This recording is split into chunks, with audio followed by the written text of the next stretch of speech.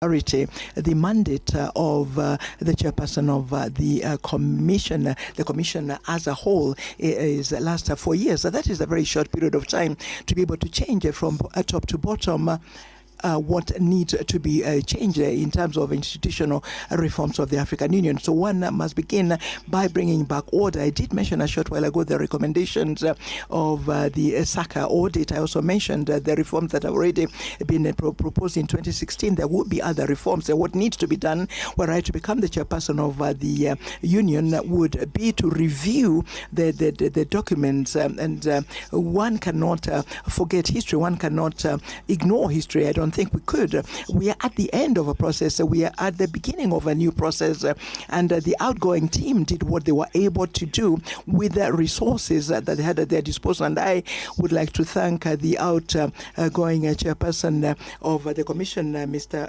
Faki, and his entire team. And were I to be elected chairperson of the commission, I would work, of course, with the chairperson, because it will be a lady chairperson.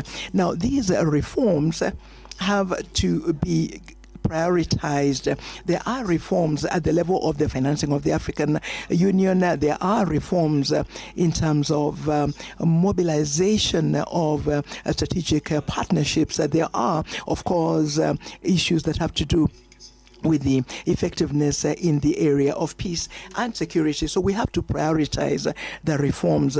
Yet, once again, 4 years is too short a period of time. It is therefore important to review objective by objective.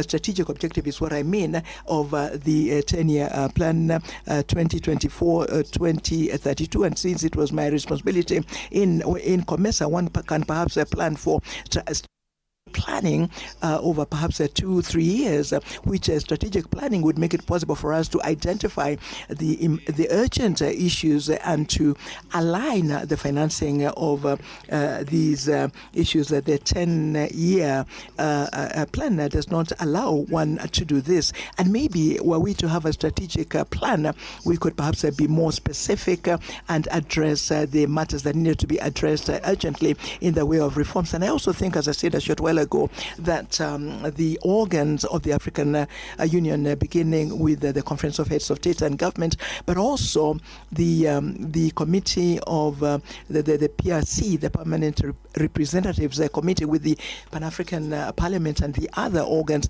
all the organs of the African Union, should agree on the speed they should work at, so that at the end of the day, the reforms become visible, become tangible, and that the citizens of the continent can appreciate the effectiveness of a new the effectiveness of the new African Union led by a new team.